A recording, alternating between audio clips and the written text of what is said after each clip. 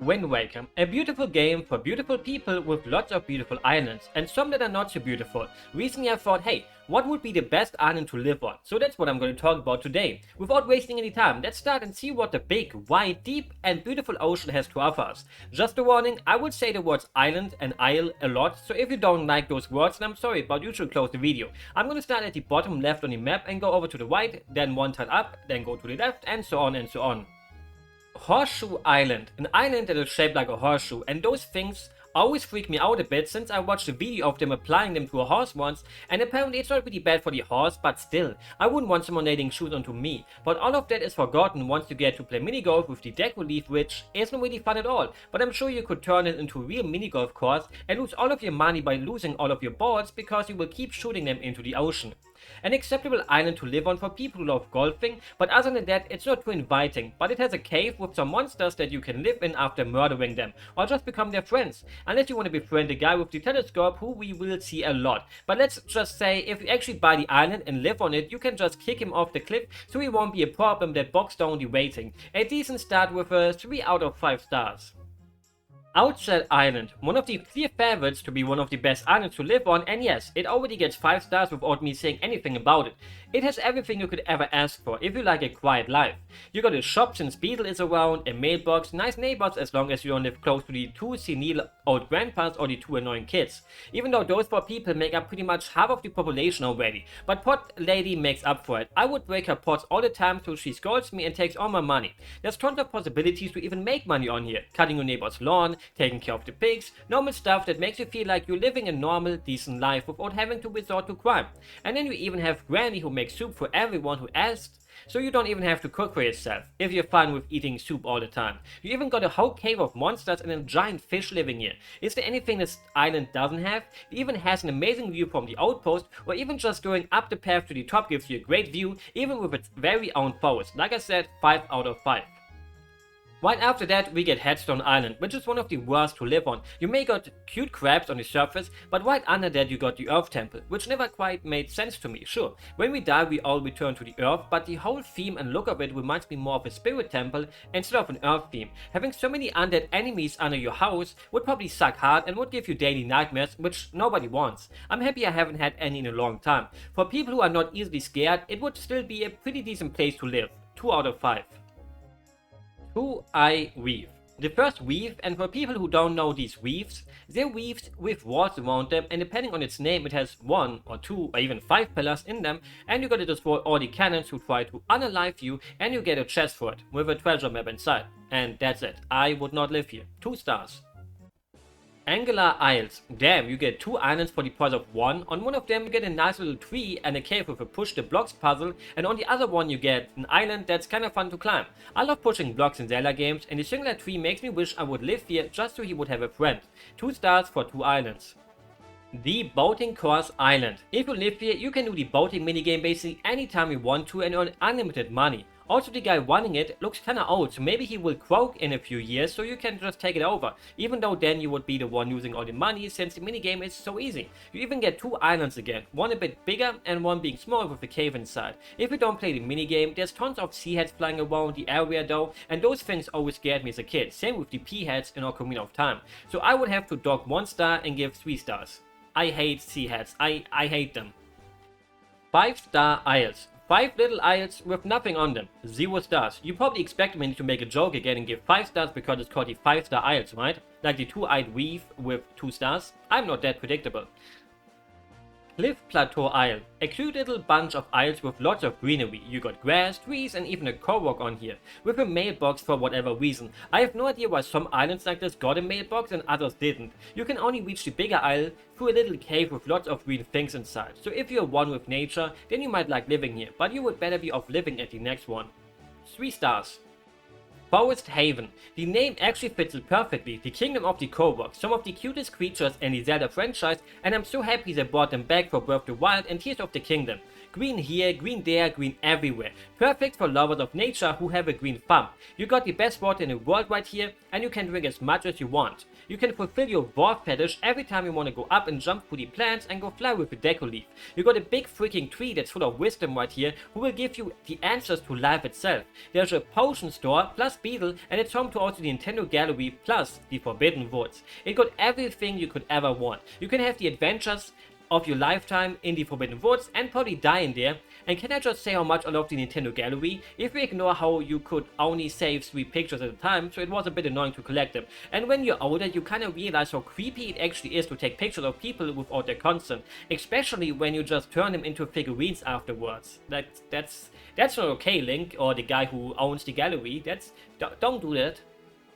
Ice-Wing Isle. When it's winter, I prefer summer, and when it's summer, I prefer winter. But I know that I would not want to live here. It's just way too cold. If you live in Alaska or at the South Pole, hey Santa, then maybe this is somewhere you can and want to live, but I don't want to turn into ice cream. 0 stars.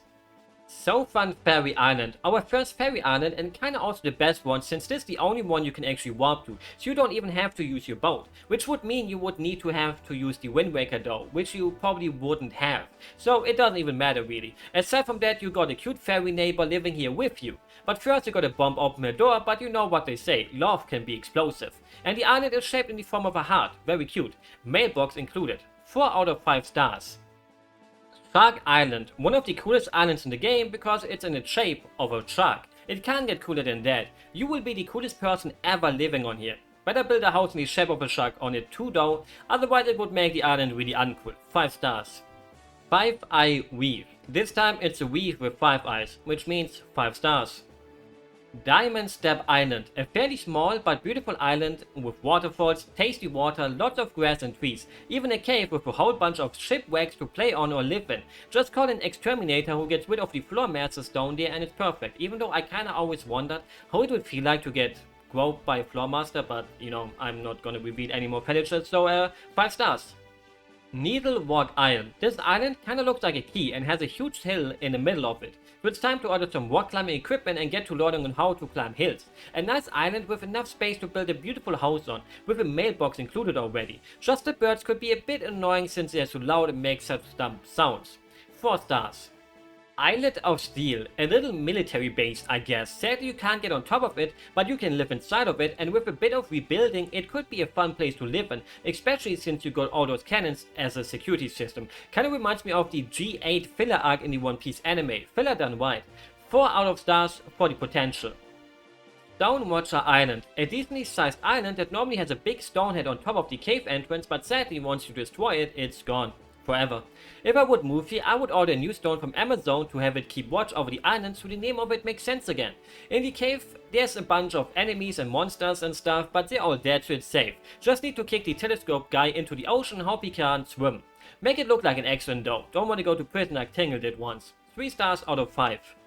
Southern Triangle Island. We got 3 of these to go through and they're basically all the same except that they have different statues of these 3 goddesses. This one here is home to Nairu, who has these cute fin accessories in her hair. Very cute. Sadly tons of sea heads around, and I will have to give it 0 stars out of 5 because this should be a national landmark nobody should be allowed to live on.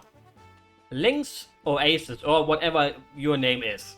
The island for a lonely loner like myself. Living on Outside Island or Dragon's Island is great for people who need to be with others, but for me, this is perfect. Nobody except me and my weird door butler, who somehow has a cutout of himself in a maid uniform. That's how you know that he's a trustworthy guy when he even cross-dresses for you. But back to the outside for now. Just look at how nice this all is. A pool with skipping stones you can jump around with, a nice seat to lay down on and enjoy some cocktails on there. Non-alcoholic ones for me, while just relaxing for the rest of your life with no one bothering you. On the inside you got a huge bathtub for nice bubble baths while your door butler watches you doing it and maybe even compliments you for your naked form. If you ever get bored, you even get sliding puzzles to do and you can explore your basement, which is big but full of rats and weedads. If you don't want to explore it and still want to get on top of your island, you can use your handy hook shot to grab onto your chest, which I think only works if it's closed though. I tried, I always slip, so don't open the chest if you want to have a shortcut. 5 out of 5 stars and my own personal favorite island.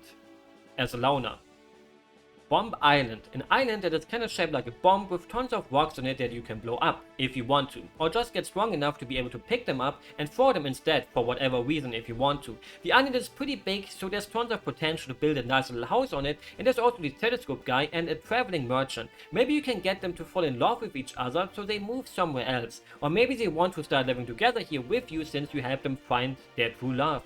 There's also a cave you can enter full of lava, and you can use it as a sauna. Just don't overdo it or else you will most likely burn yourself and pass away.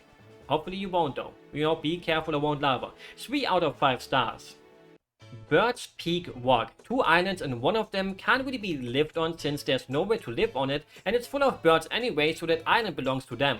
If you like birds, you can move on to the other island which has a nice little cave and even a mailbox. A fairly nice island for bird lovers. 1 out of 5 stars for me though, since they would annoy me too much and would poop on top of me or my house all the time, and I wouldn't want to clean my house all the time, but I would obviously clean myself if I got pooped on, because that would be disgusting. Horned Fairy Island. Another fairy island, and this fairy probably doesn't really want people to live here too, since she gates off her house with those thorns, except if you got a big hammer to smash those switches into the ground. I wish she would use a huge hammer to flatten me, but since she wants to be alone, I give it 0 out of 5 and I don't want to annoy her. Eastern Triangle Island. Exactly like the other Triangle Islands, except that there's a statue of Parure, who has cute flowers in her hair. Again, should be a national landmark, so no chance of actually living here. 0 stars. But she's cute. So, normally I would give these islands like 5 out of 5 for these cute statues, but since it's a rating on how much I want to live here, it doesn't work like that. Unfortunately. Tower of Gods. If you ever wanted to feel like a god, then this must be the perfect island to live in and on, even though it's a tower and not an island. A big tower you can live in with tons of puzzles to solve, some enemies living here, a bunch of statues you can possess and move around, a cool robot boss thingy where you can crawl into its big nose. Owning this place probably turns you into an arrogant person though, who has a god complex, so I'm not exactly interested in living here, because I'm also afraid of heights, but instead I would love to live here because you get the whole old kingdom of Hyrule here too, with the big castle, which is actually just wishful thinking since the ending of Wind Waker makes it fairly clear this part is gone afterwards. So you're just left with this dumb tower. 2 out of 5 stars. 6 Eye Weave. What can I say? 6 stars out of 5. Cyclops Weave. It's called the Cyclops Weave since it only got 1 eye, like a Cyclope, which don't actually live in this version of Hyrule, but you already know what I'm gonna say. 1 star out of 5. Great Fish Isle. Sadly, this island is pretty much destroyed, but it can be rebuilt. As a kid, I always hoped it has tons of secrets or something, but there's just nothing here really. So it's a bit hard to wait since even a big fish doesn't want to live here anymore. Something is bad when even the fish don't like it. They normally like most things, I think. I can't talk to fish, but I wish I could. In its current state, it's a 0, but it has the potential to be the best island ever. But yeah, it's a 0. Sorry. Great Fish Isle. Sorry. I'm deeply sorry, actually. Like, I actually feel very sad about it right now. 3 Eye Weave. Yep, 3 stars out of 5. I have no idea how they just put all of these weaves into this order with only one actual island in between them that's a destroyed island actually. Why not mix them up a bit between them? Put some distance between so many weaves in a row. Or maybe weaves love going out together. I never thought about that. Maybe they like to live in packs. Western Fairy Island. This fairy probably doesn't hate outsiders as much as the last one, since you only got to hit one switch to enter a place which is guarded by fire. Or you could just walk through the fire if you want to and become Fire Punch. Read that manga. 2 out of 5 stars. But the manga is 5 stars. Rockspire Isle. It's really narrow and has a bunch of rocks on top of it, which makes it one of the worst islands to live on. There's just no space unless you want to live in the cave on top of it. 0 out of 5, unless you like making rocks explode, but there's tons of other islands where you can do that. I don't know why you would want to do it on this one, but go ahead if you want to. Tingle Island. Now we are talking. The perfect island for Tingle lovers like me, since we got multiple Tingles living here already, with you becoming a Tingle too eventually. You will put on the Tingle outfit. You will talk like Tingle. You will become a Tingle. There's no escape once you enter the Tingle Island. Tingle, Tingle, mehr und Sand, lies die Karte in meiner Hand. That's what he says in the German version of the game when he deciphers the map, and it's burned into my brain. It translates to Tingle, Tingle, Ocean and Sand, read the map in my hand. It even rhymes in English. I would love living here since I would feel at home and warm my short king since I'm also only 5'2". So I would be taller than them, but they're kind of small. But, believe in yourself if you're small. 5 stars out of 5. Northern Triangle Isle. The last Triangle Isle, and this time we got the beautiful Din, who would be allowed to put me on fire to tease me and prank me. But again, no waiting since it's a national landmark, it shouldn't be lived on. Eastern Fairy Island. Another fairy island, yippee! Yeah, there's not much more to say about them anymore. 3 out of 5 stars. Fire Mountain. This place was an active volcano once, but not anymore. But it could always become active again, and I'm sure building a house or living on an island with a volcano is a fantastic idea. I'm a bit sad the volcano never activated itself again after they deactivated it once, so it's just a big grey block now and it looks lame. If the volcano was still online, I would give it at least a pity star, but now I gotta give it a total 0. Dumb grey walk, wow.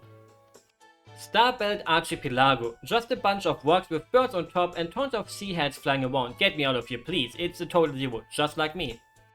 Light control platform. Well, not even really an island, and it's in a bunch of wood swimming in the ocean for the Deco Leaf flying minigame, and normally only usable by the Rito. But if you would live on here, you could transform it into an actual attraction by selling Deco Leaves and taking cash away from people to make them play the minigame. Maybe even build a hotel right on top. If you just want to live here normally though, 1 star out of 5. Dragon Roost Island. Big island with a volcano, but luckily this volcano will never explode since the dragon's butt will stop it if it ever wants to explode. And you can ask the dragon for advice because it's just so wise. Just like the giant fish on Outside Island, it knows everything. A paradise for dragon lovers and bird lovers, but I always wondered where everyone sleeps. The only bed here is in the room of the prince, but there's no other beds around, or any other rooms at all really, except for a warehouse and an office for the chief. Where does everyone sleep? At least they got a cool pool in the back that you could always dive into if you're too afraid of swimming in the ocean because of all the gems inside of it, because they will make you sick. And you can also get a job at the post office so you can earn some cash because it's fun throwing these letters without any care. I'm gonna be honest, if I worked here I would sometimes just open the letters and read some of them. Don't tell anyone. It would be a comfy island to live on, but somehow that special something is missing. So I would only give it 4 stars out of 5. Maybe it's because I miss Melody. Same with Makorus after they get turned into sages. Yeah, I'm using their German names because they're superior. You know, Medley is worse than Melody. Same with Makorus, and I forgot his English name right now, sorry English speaking people, but Makorus is way cooler. Paw Print Island, an island in the shape of a paw, 5 out of 5 stars already. I also always wondered what the blue-white cracked egg-like thing on top of it is. So I looked at the wiki just to find no information. Then I looked up Paw Print Island lore on YouTube and nothing. It's just there and nobody really knows why or says anything about it. Under it is also a cave full of choo-choos and there's another cave on one of the fingers. A really mysterious island somehow, and I would love to live on it, but I would kinda ruin it if I would build a house on top of it, unless I build it in the form of a paw print, but I don't know. It also reminds me of a certain One Piece character, and I googled when his first appearance was, and it was a couple months before the release of Wind Waker. Windfall Island, another island that is in the running for the most obvious island that's the best to live on, but I have to disagree. It's too much like our society already. We got a school, a prison, an Elvis Presley wannabe, a bar, a photo museum, stuff for entertainment like playing battleships or enjoying your time at the local bomb shop. You even only need a bag to buy them. No license or anything. Isn't that kinda dangerous? Even a windmill that can also be used as a Ferris wheel. Wow. But if we ignore all of the cool things to do, you realize that you won't find happiness here because it's a capitalistic hellhole and will always remind you that in the end you only worth something if you got money. How is it possible that poverty on an island like this exists? There's like 20 people living here. Shouldn't they just kinda realize that something is off about it? Maybe they should rob Maggie's dad and teach him a lesson that he should share maybe? Maybe they should put him into prison and distribute his wealth? Everyone on here thinks for themselves mostly. There's no real sense of community. If you commit a murder on this island, everyone would sell you out, even if you got rid of a person nobody liked. Compared it to Outside Island. On that island, you could get rid of someone and the people living there would keep their mouths shut because everyone would agree on your methods of getting unwanted people out of the island. That's what I call a real community. And in general, there's something off about most of the people living here. The guy in the cafe who has PTSD and is scared of loud noises, which implies he fought in wars before, I feel bad for him. The 2 gossiping ladies who will gossip about you if you move here, and even your daughters are already turning out like them. They even ask you to give them money so they tell you their gossips. The weird potion seller, the Inuit merchant who always gives me scammer vibes and deserves being robbed by Mila, and the photography guy who somehow always ends up behind you in a creepy way when you look at the pictures in his museum. There's some normal people here too though, like the Battleships minigame guy who just hates his job and also life. He's just like me. The girl working at the cafe and the 2 young lovers. When I was younger I had a crush on Mila though. especially when she was still rich, and I always wanted to be her butler that she abuses all the time. A nice place to visit, but living here? Not for me. 2 stars out of 5. At least they got cute pigs living here. That's not enough for me to forgive them for imprisoning Tingle though. Also, I love the German name of the island, which is portemonnaie. Portemonnaie is a French word that some of us Germans started to use for wallet, and here it's used mostly because the island has a port. And this island has the auction where you gotta spend lots of money, so it kind of revolves around money, so it makes sense to call it portemonnaie, because port and portemonnaie because money. Spectacle Island. Sometimes I have to sneak in a hot take, but this hot take is the hot take that everyone else is too afraid to say. This minigame is better than battleships. There, I said it. You still kinda have to sink ships, but in a less random way. And sadly the game does get a bit too easy when you remember how the angles work. I failed this time, but if I would have given it another try, I easily would have won, since now I got a feel for it again. It's a nice little island too, but I wouldn't want to annoy Salvatore, since he apparently bought this island for himself and even operates it, which is a lie. How could he be at 2 places at once? It's obviously a twin brother, or maybe even a clone. Scary. Or he developed a teleporter.